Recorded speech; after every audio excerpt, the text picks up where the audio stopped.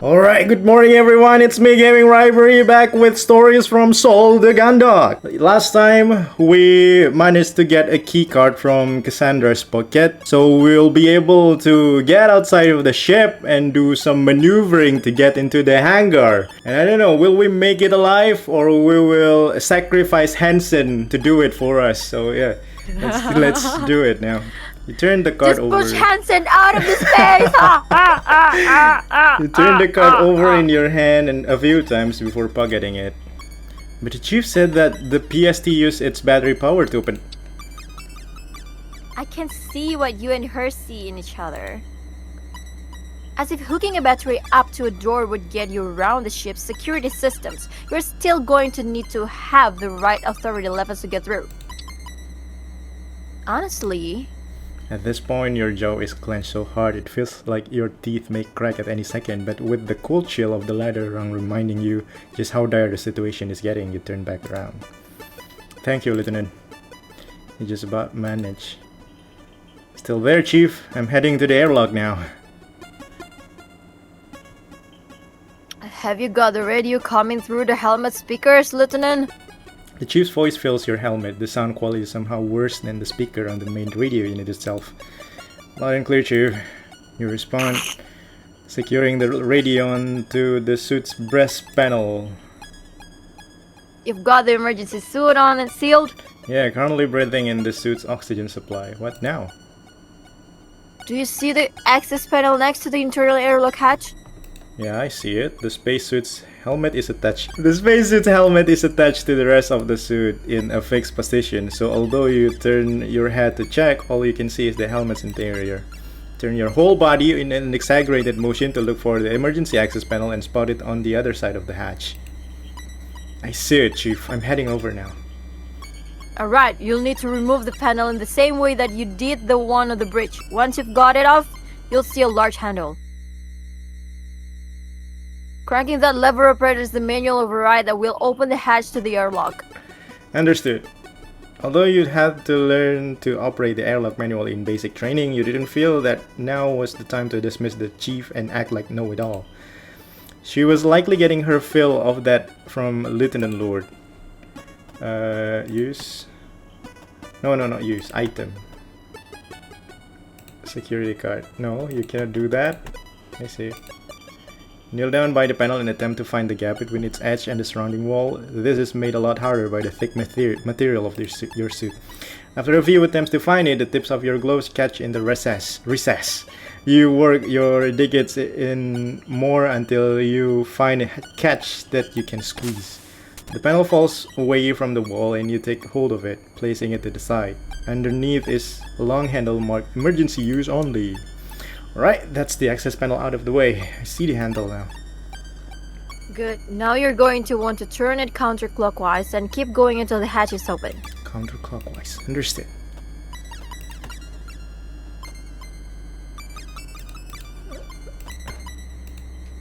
Placing your left hand at the bottom of the handle and your right hand at the top of to apply as much force as you can to push it clockwise. Your initial heave barely moves it despite your effort. Grip the handle again and place your entire body weight behind your effort to shift it. This time it moves more noticeably, but when you look at the airlock hatch, it doesn't appear to have opened at all. When underground, you push the lever the full 90 degrees, allowing it to return to its neutral position. Although it still resists you, you're able to feel the ratchet mechanism begin to move. It came back. Nothing. No. You push the handle 90 degrees again before letting it reset. Ever? You adjust your grip and push the handle again. Easy! You complain through gritted teeth as you feel the mechanism slowly but surely moving a little bit each time. As you carry this process of training against the mechanism, you complete crank after crank. You can hear the mechanism of the airlock groan and strain with each turn. Eventually, something gives and the mechanism in the airlock uncouple, releasing their locks, and the whole thing slides open. What is that? Where's the sound effect? I need the sound effect. You can feel the sweat on your brow and curse that you put the suit beforehand, preventing you from wiping it off. Okay, Chief, I'm heading into the airlock chamber. What's next? You'll see a similar panel on the opposite end and in the hatch inside the chamber. Same deal, but in reverse. Makes sense. Okay. When inside the airlock chamber, you spot an identical access panel and quickly get to work. Unfortunately, it's just as hard as, as to close the hatch as it was to open it.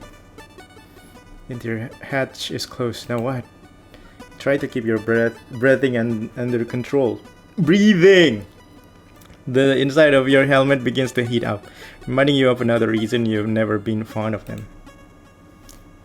What you're going to need to do next will be to fan the air in the chamber and then open the exterior hatch. To start with, The chief walks you step by step through the process required. Although you remember most of this from training, you're thankful for the help, as a few parts had slipped your mind. You carry on following the chief's order until, with one final monumental heave, you get the external hatch open. You step away from the lever and head over to the opening, seeing the stars in front of you, rather than through a terminal or view screen, fills you with the familiar dread you had felt on the bridge. Tang tong! Alright, Chief, I'm heading out. Pressing firmly on a switch on the suit's breast panel, you hear a momentarily high-pitched whine as the soles of the boots are drawn toward the airlock floor. With the electromagnets now active, each step is an effort, but at least you know you won't go hurtling into space. You place one foot right on the edge of the airlock hatch and stare out into the emptiness. You see nothing but stars, with light years of gulf between them and you. With your next step, you head out into the nothingness, pivoting on the axis of your foot at the edge of the airlock.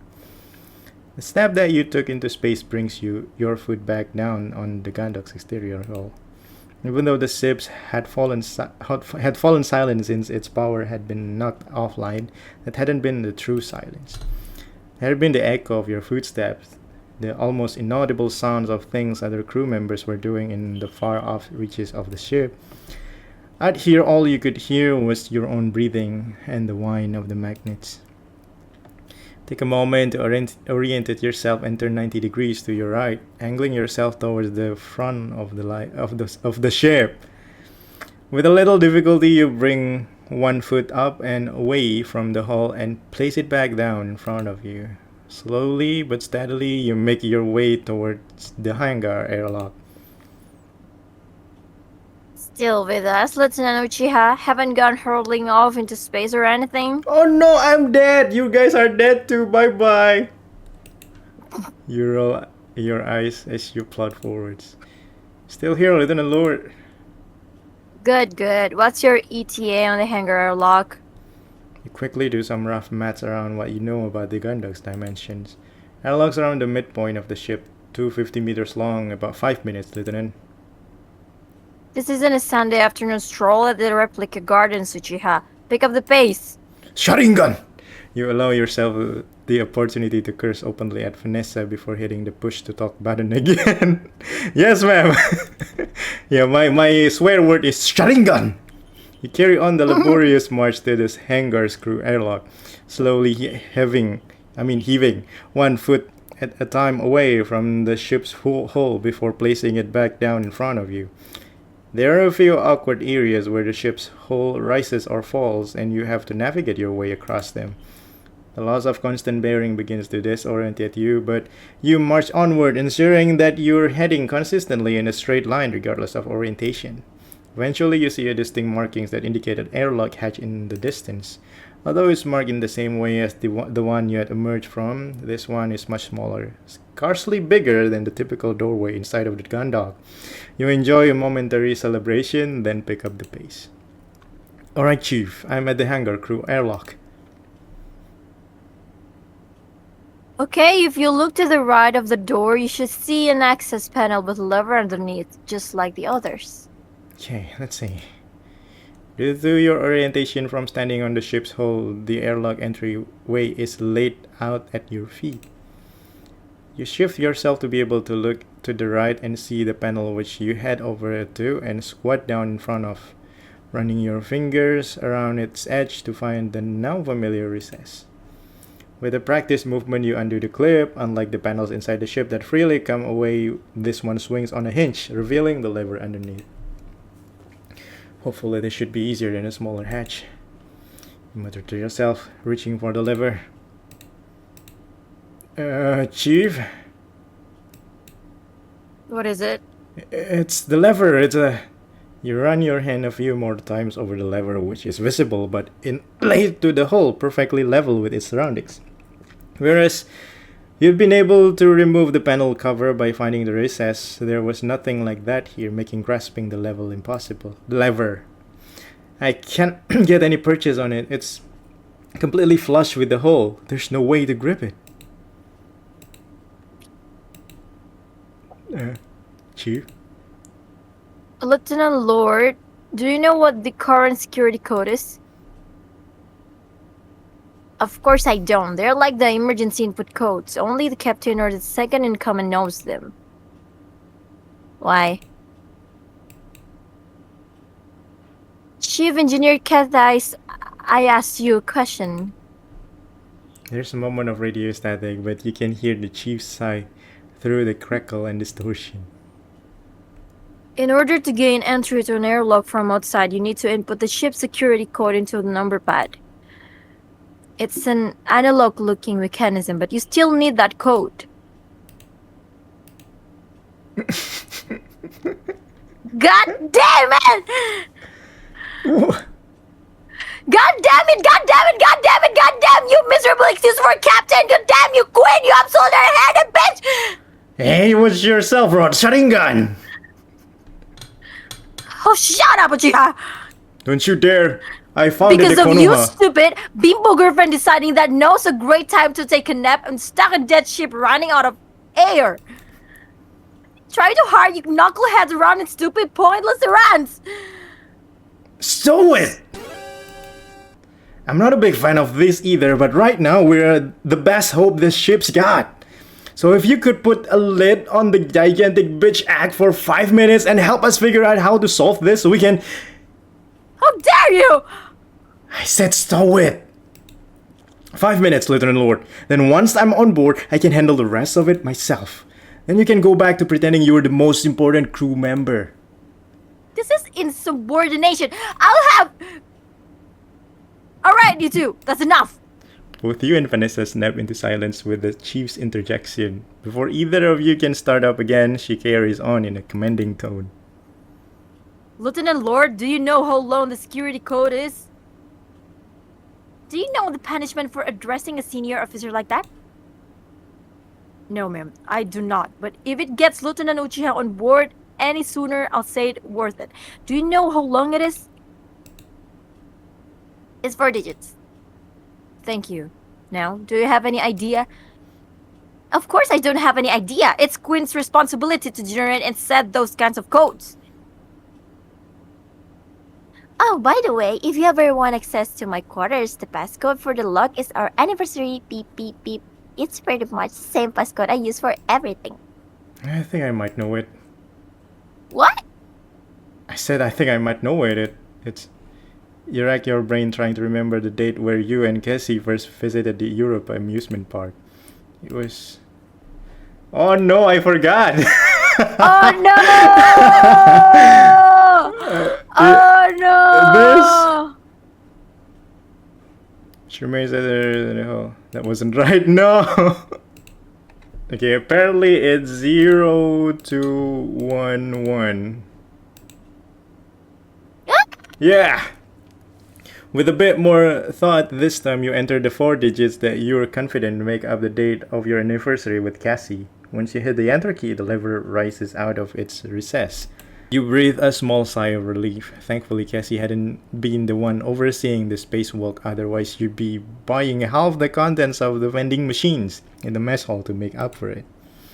Right, you got it. You figured it out, Lieutenant? Yeah, it was 0211 in case that helps. And how did you know what the security code was? This is sensitive information. You don't want to tell Vanessa the reason you were able to guess the code. It was yours and Cassie's anniversary, so instead you scramble for a lie. It's a passcode for Lieutenant Commander Quinn's quarters. I can't believe it. These codes are supposed to be secure. How could she? For the time being, Lieutenant Lord, how about we just focus on the fact that I'm able to get it into the hangar? And besides, you don't know the code. Only I and Cassie knows. Shifting your position away from the number pad, you squat down by the raised lever. Taking it in both hands, you find it much easier to crank than the ones on the main airlock, and in no time at all, the exterior hatch of the airlock is open. As you step inside the ship, you find yourself in a chamber almost identical to the airlock you had left earlier, with the exception that it was much smaller. Moving quickly now, you close the exterior hatch behind you and follow it in first process you had carried out to leave the ship, pressurizing the chamber with oxygen and opening the internal hatch. In a few short minutes, you're back inside the familiar space of the ship's hangar, and you remove your helmet, happy to be breathing something other than the suit's oxygen supply. You then disengage the electromagnets before removing the suit completely, making sure to take the radio with you. Now, unencumbered by its bulk and in the low gravity of the hangar, you gently drift towards the equipment storage, the uneasy silence surrounding you. Where's Dalton? I don't see Dalton. Dalton, are you alive? I wonder where he could be. Don't need to use one of those to find a portable sub-terminal. Hopefully once I get to the portable sub-terminal, I'll be able to travel through the ship normally and avoid another spacewalk. None of that is doing me any good right now. Let's see, if that's a PST is going to be anywhere, it will be in amongst all the stowed equipment and gear, so... In the darkness, the collection of stacked and suspended crates, containers, and various pieces of heavy machinery looms intimidatingly. Looking from the container to container, you realize that none of them are marked in a way that makes any sense to the uninitiated. Shaking your head, you reach for the radio to ask Chief where you'd be able to find it. Before you can call her, you hear the rustle of a jumpsuit's fabric behind you moments before a wavering voice demands. Stop right there! Intruder! Identify yourself! You raise your hand slowly, being careful not to make any sudden movements. Dalton had done surprisingly well to get the drop on you. If he was under the impression you were the enemy, he should be armed to confront you like this. Alice, Cadet, it's me, Lieutenant Uchiha. You know, Sharingan. Lieutenant! No, I'm sorry, I thought that... Turning around slowly, hands still raised, you smile. Don't worry about it, you did good to sneak up on me like that. If I was the enemy... Pausing mid-sentence, you sigh as you realize that Dalton isn't actually holding a fire. Cadet, where's your weapon? Sir... If I had been the enemy, what were you planning on making me do without weapon for encouragement? Dalton pauses briefly and you see realization flash in his eyes. Sorry, I didn't think that. Well, I thought that, which is... Ease up, Dalton. When this is all sorted out, we'll go over anti-boarding procedures, okay? Yes, thank you, sir. Although, what exactly is going on, Lieutenant? I was just finishing up something when all the power went out. I haven't been able to get in touch with anyone. Takes you a few minutes, but you quickly fill Dalton in on the events taking place on board the ship, including your current objective of obtaining the portable sub-terminal. The emergency suit's radio! Why didn't I think of that? The chief's going to be so mad! She was teaching me suit maintenance just last week! Hey, take it easy, Cadet. No one else on the ship figured it out on their own either, so don't beat yourself up over it. I guess. So don't worry about that. What we need to do now is find the PST. Do you know where it is, Cap? I think so. Let me look. With a kick against the container next to him, Dalton propels himself towards the set of smaller crates. Once he arrives, you watch as he opens one, rummages through various bits of electronic adjacent looking hardware, which he fastidiously replaces before closing the lid and moving on to the next one next to it. It takes the cadet checking a few different storage crates before eventually he withdraws a device the size of a briefcase. With it firmly in hand, he slowly drifts back towards you, presenting it once back. Here we go, Lieutenant. This is what you're after. Get a portable sub-terminal. So this is the portable sub-terminal. You take the hefty device from Dalton and turn it over a few times to investigate it from different angles. The exterior is largely one off-white plastic shell with a handle attached, allowing you to carry it like a briefcase. The one visible that runs around the entire casing has two conspicuous clasps that you release, causing part of the device to fold out, revealing a keyboard alongside various screens, buttons, and disk drives and withdrawable cables. Alright, Cadet, can you give me the quick rundown on how to use this? Yes, sir. I guess the entry to the thoroughfare would be a good place to try it out. Sounds better than going for another walk outside the ship. Let's go. Two of you make your way through the hangar and up the flights of stairs that lead to the Forsyth thoroughfare. Once at the top, you're faced with an unyielding set of double doors. Where's Hansen? Okay, sir. First, you need to take the cable from PST and connect it to the underside of the terminal next to whichever door you want to open. After that, you turn the device on. If you do that now, I'll show you the rest once it's active. Okay. Following Dalton's instruction, you kneel by the terminal and withdraw the cable from the device. It's awkward in the darkness, but you eventually connect the cable to a port on the bottom of the terminal. Once you get the sub-terminal connected, you can use it in the same way you would the normal terminal. Just select the right function from the menu and insert your keycard into the slot when it requests you to. Give it a try now. Let's see. Should only use when it's strictly necessary. Where's the center keycard? Okay, as expected, although slightly slower, you'll like the door opens, allowing access to the Forsyth thoroughfare. Great work, Cadet. All I need to do now is get this to the captain's quarter, then engineering, and we'll have the gun dog back up and running in no time. You okay there, Cadet? I just forgot that you had to go get the codes from the captain's quarters. Isn't that against the rules or insubordination or something? I thought that it was forbidden to go into the captain's quarter unless explicitly instructed for duty. You sigh as Dalton. Yeah, it is explicitly for duty. What do you mean? Technically, yes, but right now the choice is insubordination or we all suffocate in the vacuum of space. But don't worry about it. I'm sure the captain will understand why I had to do it. Besides, I've always wanted to see what their quarters look like. So I'll say it's worth it, right? Yeah, I guess. Place a hand on Dalton's shoulder and take the terminal from him. Anyway, you take it easy here. Try to raise the chief on the radio. See if she's got anything for you to do. I've got to get going. Yes, sir! With that, you give Dalton a casual salute. And in return, he throws a rigid formal salute back at you, smiling to yourself. You head through the now open double doors and into the thoroughfare. Look. Wait. I have one question that really I want to ask since some days ago. When this blackouts happening, is the spaceship is really black out or there's some lights on it or something? I don't know. The stars. The stars is outside. Stars outside, yeah. So it's black out, or they just use the glow in the dark thingy. I know this feels like a window. It's not a window. Remember, the space is really wide and it's not really light out there. The light from the stars reached this far.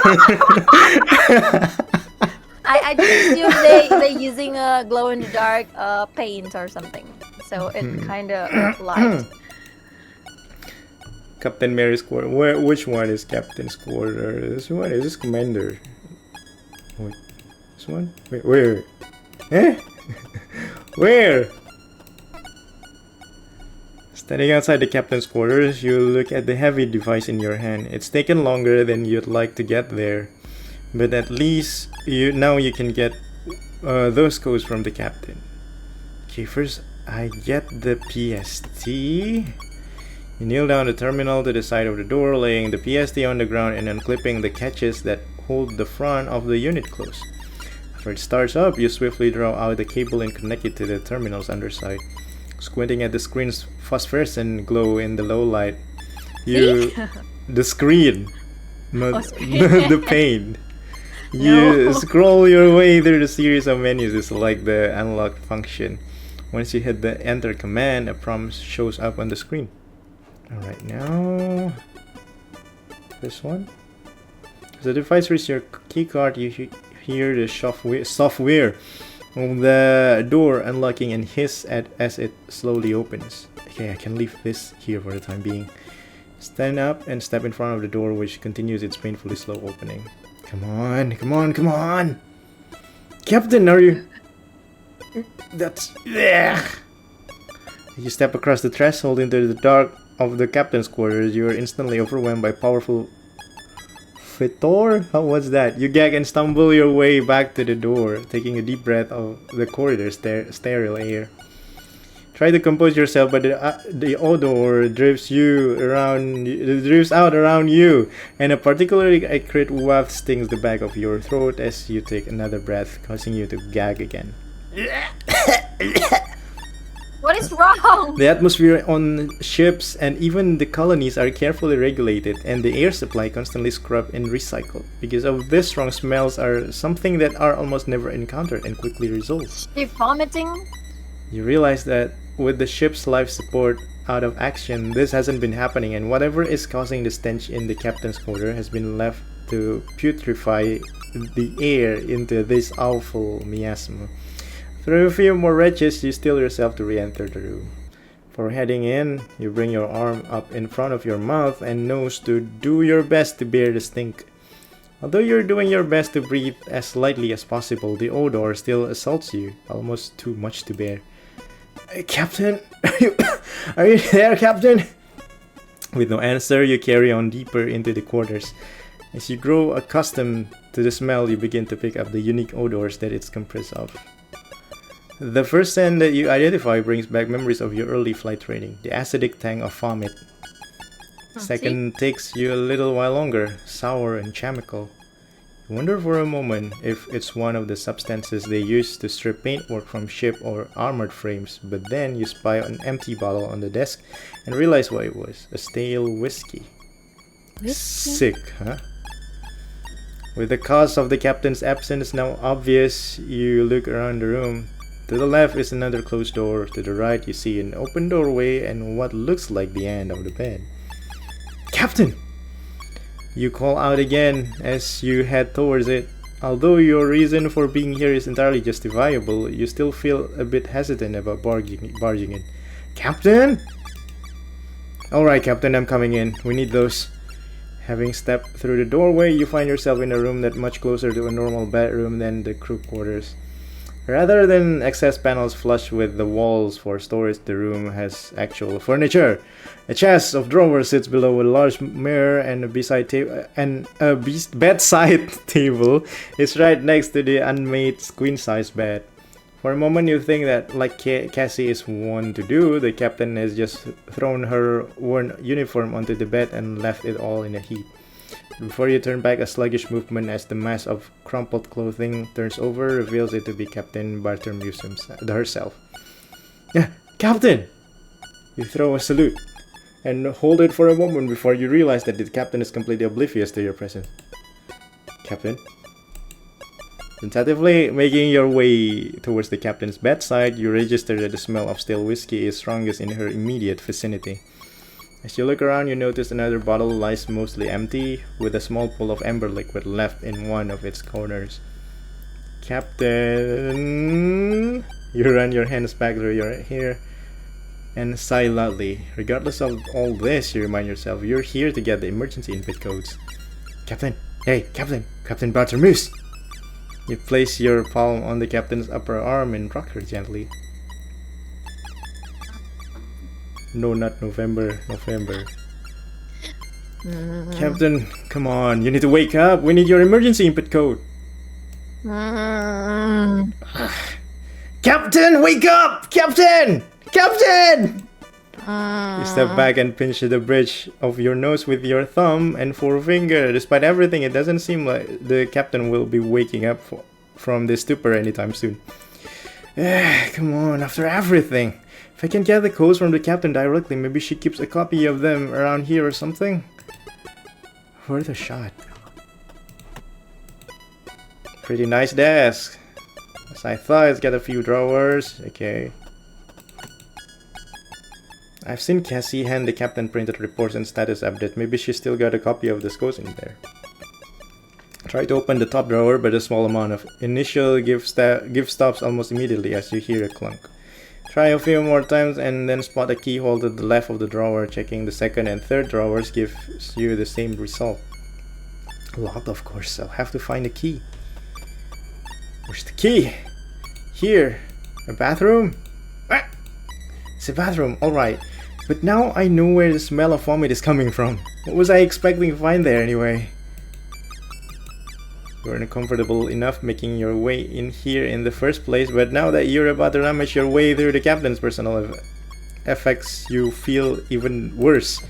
Let's get this over with. Doing a quick scan of the room, it hopes that the captain may have left the key on top of the chest of drawers or her bedside table proves fruitless, so you tentatively step back inside. Nervously looking back, the captain's comatose form every few moments. Okay. Sorry about this, Captain. Standing by the chest of drawers, you lay your hand on its top and drum your fingers before nervously pulling the top one open. Seeing only folded clothing inside, you close it quickly, going on to repeat this process for the next two drawers, finding nothing. Stepping back, you take another look around. The only immediate obvious place left to check is the drawer in the bedside table right next to the captain.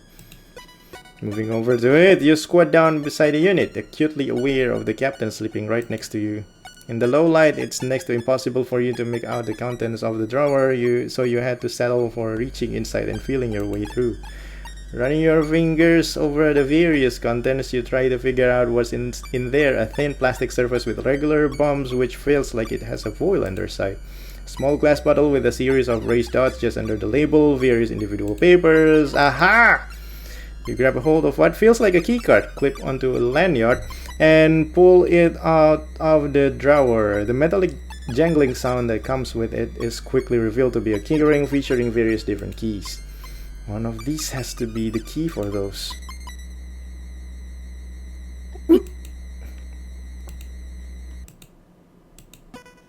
You freeze in place with your hand half out of the drawer, holding on to the captain's identity card and keys. You hadn't seen her stir, but in the blink of an eye, Captain Bartermus had managed to reach out and grab a hold of your wrist. Explain yourself!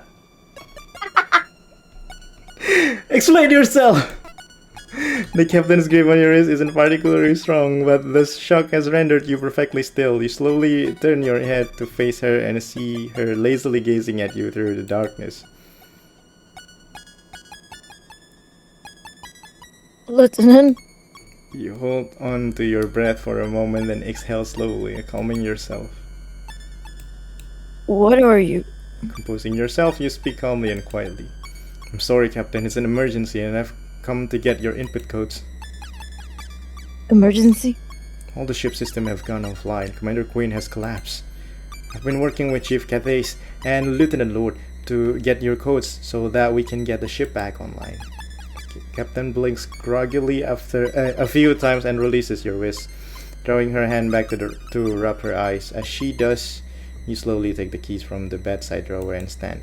That's why I'm here. I thought the codes might be in your desk drawer, but I needed the key. Although you're doing your best to maintain your tone and demeanor, on the inside your heart is racing as you consider the possibility of being given a court-martial here and now. Sounds important. Yeah, go back to sleep. Well, yes, ma'am.